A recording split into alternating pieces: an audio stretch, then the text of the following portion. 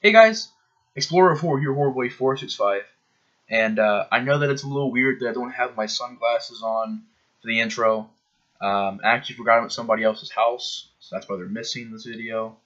Try to get them back, or some new sunglasses for the intro. You know how it is. Um, but today we're getting to the fourth film in the Crow series.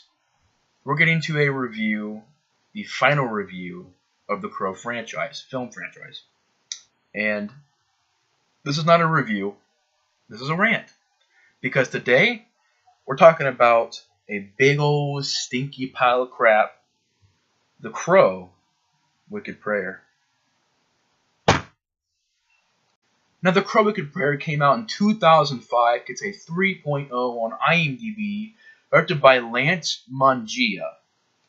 Now, this movie is the fourth entry in the Crow films, like I had mentioned before. And I'm a really big fan of this franchise. You know, I love the first movie. I even have a poster right there. The first movie is like one of my favorite films of all time. It's just sad that Brandon Lee had passed away while making the film. But it is one of my favorite films of all time. The Crow City of Angels is actually a very underrated sequel. I actually really enjoy that film. I think it's a great movie. Crow Salvation, once again, I think it's a pretty good low budget, not really a low budget, but like direct to video type movie. I guess I could say low budget too, but the Crow Salvation, thought it was pretty great. I honestly had a lot of fun with it. Had problems with it, but I did think that it was ultimately a great film, or at least pretty good film. Now we get to this one, and like I said, man, I've seen all the movies. I want to see the TV show Stairway to Heaven with Mark Dacascos. I want to read the comic book.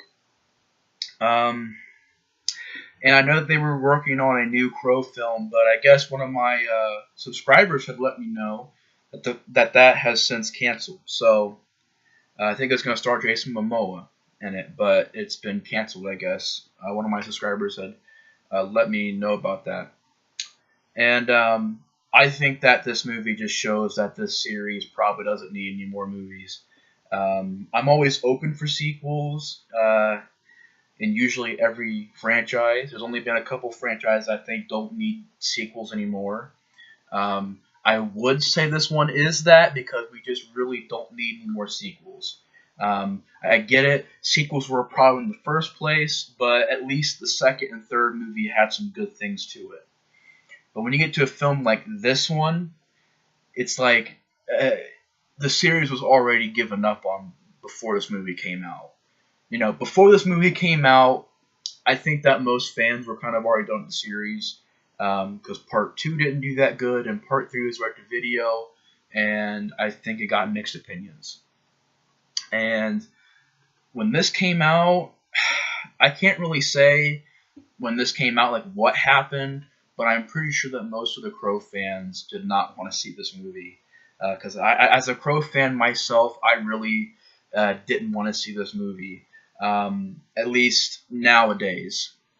And it's interesting because before I get into the storyline real quick, I want to talk about how my first review went for this film. Like I said, I had reviewed the Crow films back in the day, back when I was like 13 years old. 2013 reviews, I had done the entire series, from the first Crow to this Crow. And for some reason, I had done reviews for all the movies, including this one, and not a rant. Now, I have no freaking clue why I did this as a review before. And I think that I remember some of the things I was saying about this movie. For some reason, when I was 13, watching this movie, I had somehow, some way enjoyed the cast. I think it's because the cast has been in other films that I've seen. You know, Tara Reid, David Boreanaz, and Edward Furlong. Those are three actors that I've watched films to. And David Boreanaz, I remember I used to watch. Well, I don't even really watch it. Just kind of caught it on TV one time. I know that he was in that TV show Bones. I know he's also known for Angel. I never really watched that TV show. Never been much of a TV guy, especially crime TV. Um, just never have been. Just not my cup of tea. But it's just kind of fitting because, it's been a long time since I've done an actual rant. And it really has. It's been a long time since I've done a rant. I think it was the last rant I did. Was it Creepshow 3? Has it been almost a year since I've done a rant? That was a mega ultra freaking rant. But was that my last rant? It might have been. It might have been. But yeah, back when I first reviewed this movie, I gave it positive thoughts. I said that it had good action. I said that it had a good soundtrack. I said that it had a good look. I said that it had good effects. And I said that it had a good cast, as well as as I said before in my older review, I had said that Edward Furlong was a good pro. Now, I don't know what was wrong with me back then. I'm actually kind of concerned for myself for hearing that. For hearing that I actually gave this movie a review, a regular review, that alone should have been red flags. But the fact that I enjoyed this film before, and I actually have seen people review this film and give it positive thoughts, and give it, defend it. And I guess back when I first reviewed it, I could have been in that group of people. I'm not anymore. This is a straight up rant. If you're somehow a fan of Pro Wicked Prayer, you're probably not going to like this review. Just saying, this is a rant, and I do not like this film. I think this is the biggest stinker in the series. I think that out of all the films, this is the film that disgraces the first movie. Not the second movie, not the third movie, because those had effort. And besides, those movies' problems, half of them were created by the studio. Well, at least for the second movie. Third movie is just a little budget and has script issues and stuff like that. Second film, I felt would have been an amazing sequel if the studio didn't mess with it. If Harvey freaking Weinstein would have left that film alone, that would have been a better sequel. And like I said, at least those movies, the directors and actors tried. They tried. Vincent Perez actually took the role seriously, and he was trying to do the best he could to do a new take on the role. Eric Mabius seemed like he was doing a really great job at Salvation. Looked like he was pretty focused. He's probably the best character in that film.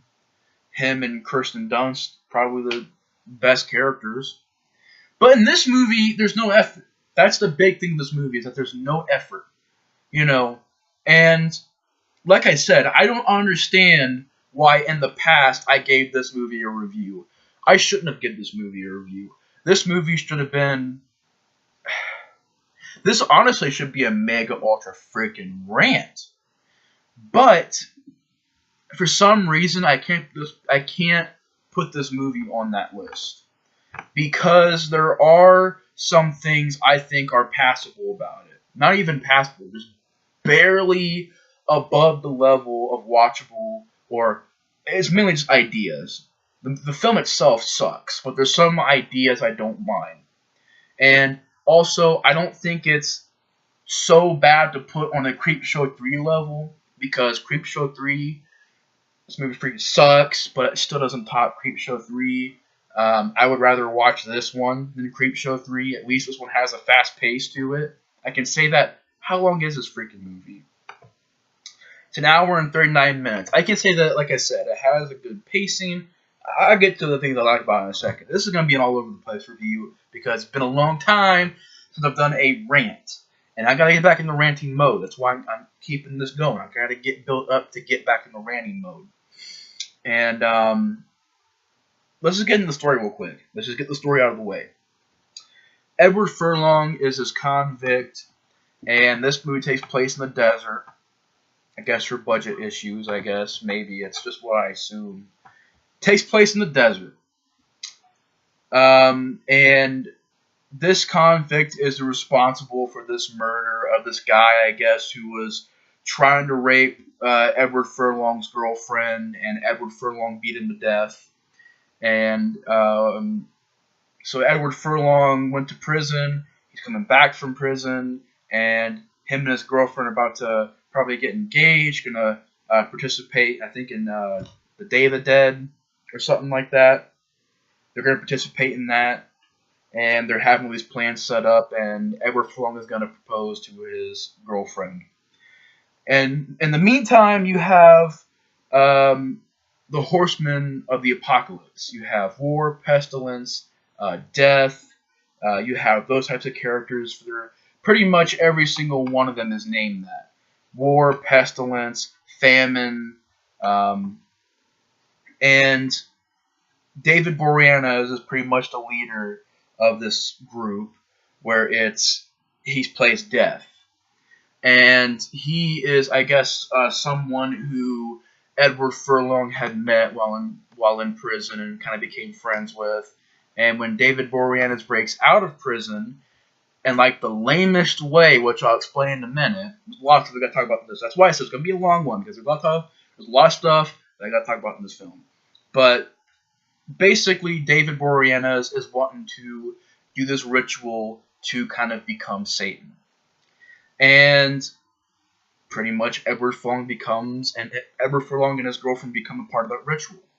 He kills, I think he hangs Edward Furlong and then cuts his heart out, and then kind of takes his heart and uses it in his ritual. And Tara Reid takes Edward Furlong's girlfriend's eyes so she can have the eyes to see a greater sight or whatever.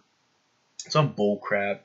And David Boreanaz gets 666 on his chest.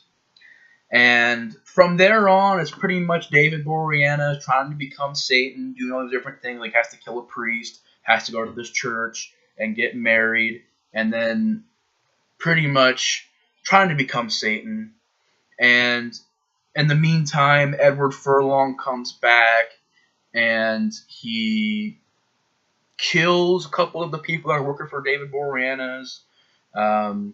He kills Pestilence in a bar. Was it Pestilence? I think it was Pestilence. Yeah, Pestilence. Kills him in a bar. Goes after David Boreanaz. Meets up with them. The Crow freaking gets killed in like 5 seconds in this movie. Literally. It doesn't really get killed. I guess it gets hurt. But it does damage Edward Furlong's powers. And I'm like, dude, we're already freaking like... First of all, the Crow doesn't show up till like 40 minutes into the film. And then when the Crow does show up, it's like awful. Which I want to save my thoughts on that for later on in the review. But the fact is, the Crow gets hurt. Edward Furlong loses his powers. Edward Furlong goes to this church to battle David Boreanaz, who is now possessed, I guess, by Satan himself. Pretty much is Satan. And when Edward Furlong gets there, he walks in and tries to fight Satan. Doesn't work, of course. He gets beat up. And then David Boreanaz and Tara Reid. I think Edward Furlong killed the other two people, like War and Famine. Killed them. And then Tara Reid and David Boreanaz have to go to this, I guess, sacred kind of ritual grounds to have sex to, I guess, make David Boreanaz, I don't know if it's like fully Satan or have all of Satan's powers. I don't freaking know. I can't even freaking remember. And then I kid you not. I want to keep it calm because we're still in the story portion of the video. Danny Trejo is in this film. He doesn't really do much. He's the father of the girl who was raped or was about to get raped. The girl who's the girlfriend to Edward Furlong. And her brother, I guess, is the town sheriff. And kind of have a storyline with them involved, and it really was a lackluster storyline, which I'll get to, about a freaking casino being built, and that somehow ties into David Boreanaz, kind of turning why he became the death character, and that his dad was a priest who got shot by this guy who became a priest and already served his time. And I don't know. I gotta get all freaking sorted out, man, because this storyline is freaking awful. I'll explain it all in a second. But like I said, David Boreanaz and Tara Reid go to the sacred ground to have sex, and Danny Trejo and everybody else dances around this crow. I think it was supposed to be hurt, and then the crow is healed, comes back to life. Edward Furlong goes to the sacred ground area and fights David Boreanaz, and pretty much stops David Boreanaz. Tara Reid goes blind for some reason because the sunrise, I guess, messed with the ritual. And then Satan pretty much unpossesses David Boreanaz because he was fighting Edward Furlong instead of watching the sunrise. Then Edward Furlong just throws him and impales him in this like stake or this rock or something like that. And David Boreanaz gets his throat slit. Edward Furlong says this trying to be memorable, I guess, trying to deliver memorable lines, but they sucked. And I'll get into that in a second. But cuts David Boreanaz's throat, pretty much kills everybody but Tara Reid, lets her live for some reason. I'm like, she's the girl who cut out your girlfriend's eyes. I get it, she's blind now, but aren't you supposed to come back and put the wrong things right? Just lets her live. Edward Furlong goes back to the, goes back to the grave. And you see the final shot of the movie is him and his girlfriend walking in the sunset. Now that we've gotten past the plot portion of the video, let's get into the problems. There's a freaking lot of them. This movie is awful. It's awful. As a Crow fan, this is awful. And as a Crow fan, I'm very lenient with these sequels. I actually really enjoy parts 2 and 3. Most people call those movies garbage already. I'm like, no, dude. No. The Crow, I think it's because The Crow 4 kind of set the bar, and it's like, even though The Crow 2 and The Crow 3, you could say they have problems, but to call them garbage, it's like, no, dude, if you watch part 4, then tell me what's garbage, because this is pure garbage. This is trash. This is the one that completely just disrespects the first movie, disrespects Brandon Lee. I get they didn't need any sequels at all. I get that. But at least parts 2 and 3 are good. This one is like, it just sucks. It's awful. And I don't know why I used to say this is a good movie. I would probably say that the reason why I thought this was a good movie back then is because, and I think that if you would do this a different way, it'd be interesting. You could have a Crow character being brought back versus Satan possessing someone. I think that's honestly a pretty catchy idea. Is it the greatest idea ever? No. Do we need freaking rituals? And Dennis Hopper, which rest in peace, Dennis Hopper, he's a great actor, but Dennis Hopper playing this priest at this Church of Satan, where he's pretty much like a pimp, I guess. It's like a pimp. At least talks like a pimp. And delivering awful lines. Granted, Dennis Hopper is an awesome actor and an awesome, like, performer, but he's playing a pimp in this movie. A pimp priest who is talking about, like, just generic stuff. Generic pimp stuff. It's freaking awful. It's awful. And I don't even know where to begin with this movie. But if you would have that plot line, okay, if you would have kept the plot line, somebody dying and being brought back to life and versing Satan, okay, that'd be an interesting plot line. You could have it to where the Crow's weakness is when the Crow gets killed. You could have with Satan's weakness is, I don't know, freaking you read this book or something like that. You do this other thing where maybe it's Satan's weakness. And you could have an angel versus a demon and they clash. And you could have where he's trying to get revenge for either his girlfriend. You can make it his son again. You can make it his daughter. You could do anything with the characters. You could have it be a revenge story versus Satan. And maybe even have like a gang that Satan has. And boom. I know it sounds a little bit stupid, but if it was done right, I'd be kind of behind it. Because I think that could be an interesting new concept, a different concept for a Crow film. But no. And also have a different Crow. because this is the worst Crow of them all. I'm a big fan of Brandon Lee. He's the best Crow of them all. I think he did such a great job in that role. Vincent Perez is a pretty good Crow. Eric Mabius is a really good Crow. Like, it's not as good as Vincent Perez, but still a really good Crow. In this movie, Edward Furlong just looks totally uninterested in the entire flick. He looks bored. Sometimes he looks high. I don't know if he was or not, but that's just how he looked. Sometimes he looked high, bored, tired, unenergetic. Tries to be funny but fails because of just a dull character. And many people have said this, including Rambo After Life. He looks like an emo chick. That's what he looks like. Looks like a freaking goth chick, emo chick. Rambo After Life, aka Matt, was right. I agree. He looks like a freaking emo chick. I swear to you, before I had watched this movie, I was like, oh, they made Crow sequels? I want to see what they look like. Okay, Vincent Perez looked pretty cool. Eric Mabius looked pretty cool. And then I look up this movie, I'm like, oh, what? This is a true story. I looked at this movie, I'm like, I wonder what the Crow looks like in the fourth film. I look it up, and I'm like, oh, it stars a chick? That's literally my reaction. I'm like, oh, it's got a chick Crow? Okay, that's different. And then I watched it, I'm like, no, that's Edward Furlong. It was Edward Furlong. This is a guy who's been in plenty of movies I at least thought were decent.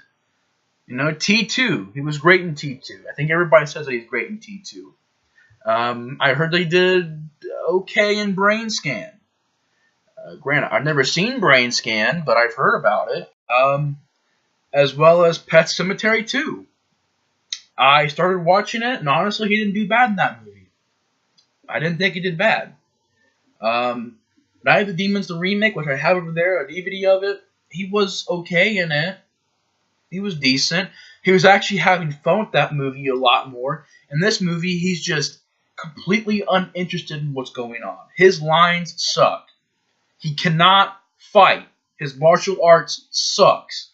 He's not imposing. He's not threatening.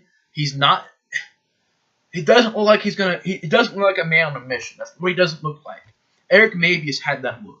Vincent Perez had that look. Brandon Lee did this role the best.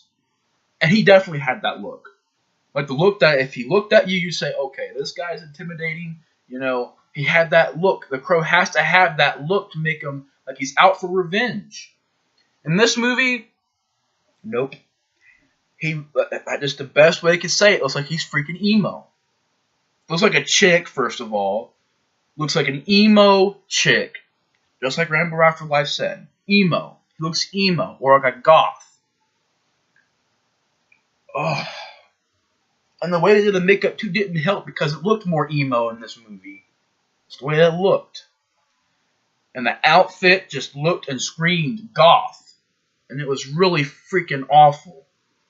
And I kid you not, when he puts the freaking crow symbols on, like from the mask from the first movie, when he does this part is done in Sharpie. Sharpie.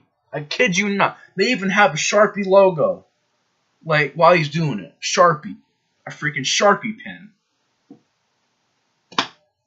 Stupid. Lame. Awful. Those are some words that come to my mind when I'm talking about the Crow Wicked Prayer. Trash. Garbage. Some of you guys are wondering if there's anything good. Like I said, the Lucifer plot line, if done well, could be good. You know? It could be decent. But in this movie, it's done wrong. You have rituals that are dumb and awful. Awful, not awful. Awful. You have Dennis Hopper being a pimp priest. You have freaking Satan, like freaking Satanism churches and stuff like that being a Crow film just does not need to be in it. It really does not need to be in this film. But like I said, though, I'd be interested to see if it was done well. If it was done well, you could have like a Satan versus Crow figure, a Crow film. and that could be decent. I feel like that could be at least watchable.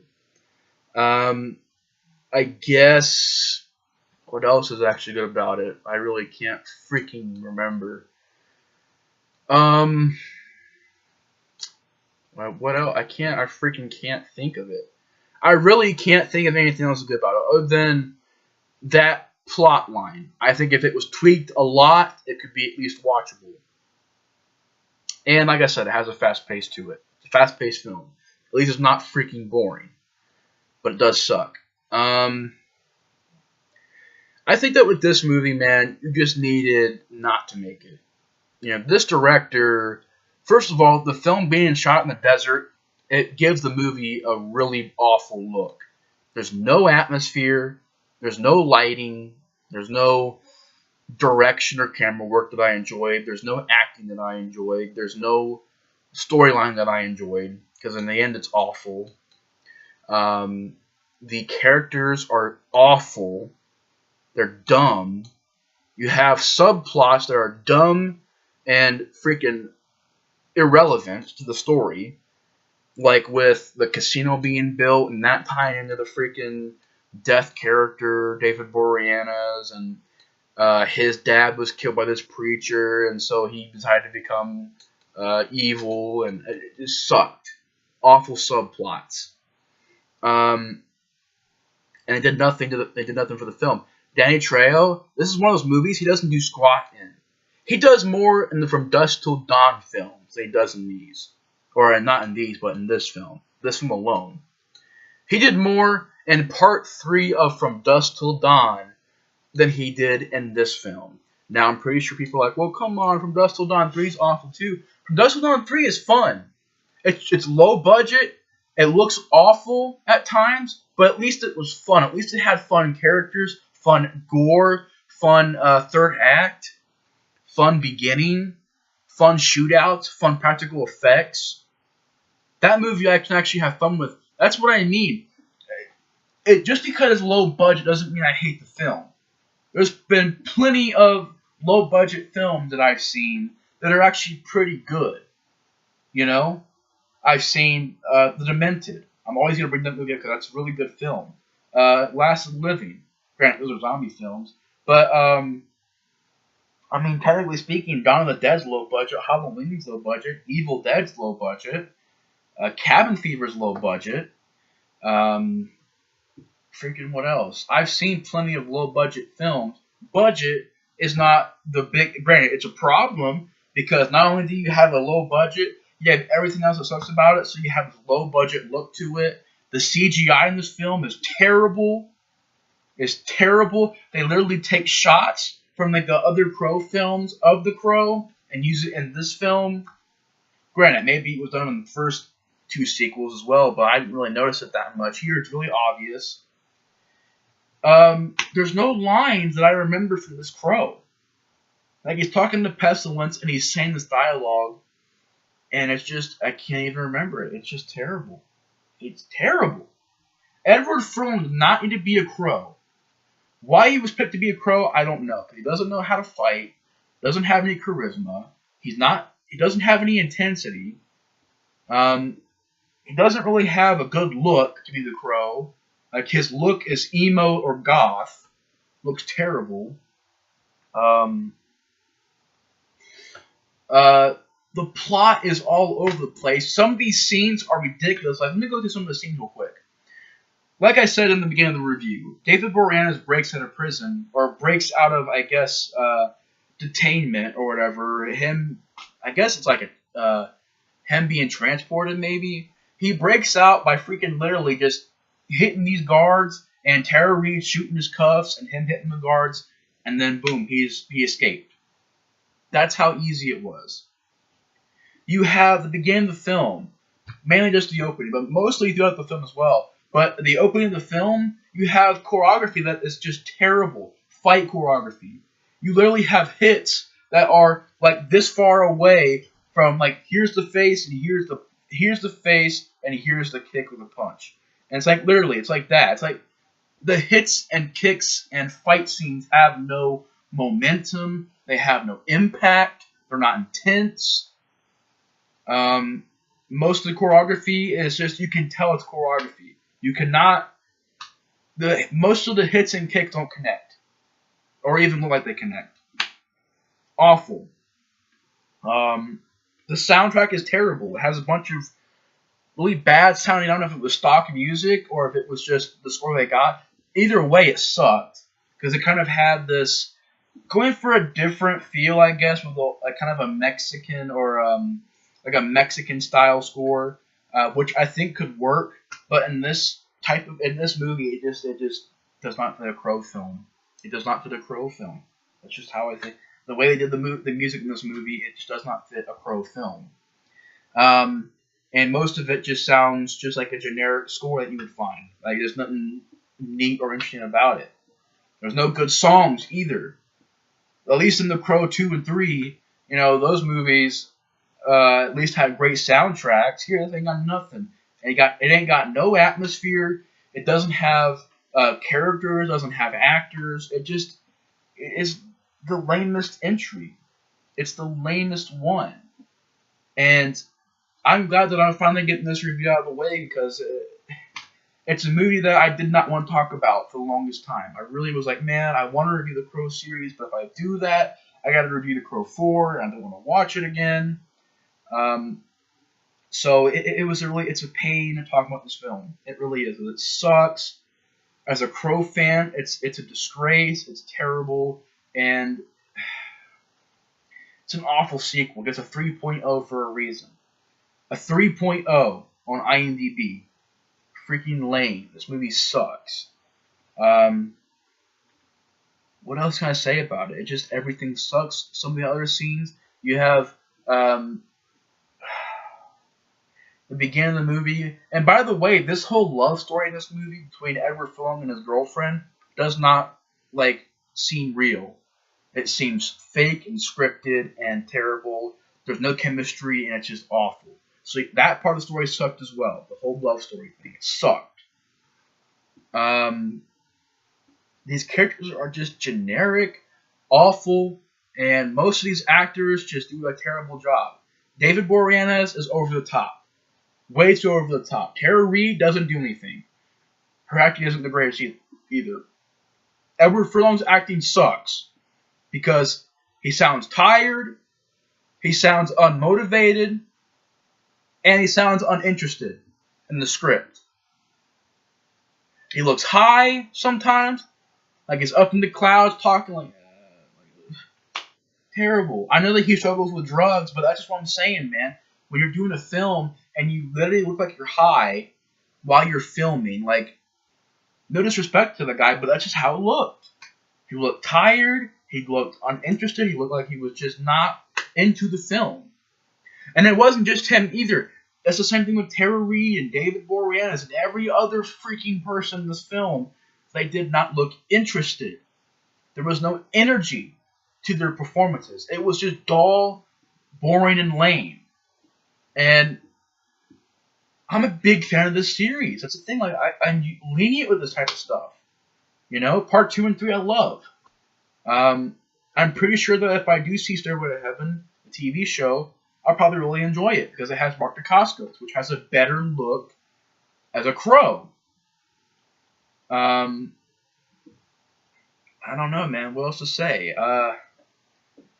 It's just a lame movie. It's terrible. It's awful. I'm glad that I finally got out of the freaking way. But anyways, guys, sorry about the 30-minute review. But I hope you guys enjoyed. Been a while since I've done a rant, so it felt pretty good to get all this anger out in the film. But anyways, guys, the Explorer 4 here, Horrorboy465 signing out. Thank you guys so much for watching. And Horrorboy465, the Explorer of Horror. See you guys on the next one. Explorer 4 out.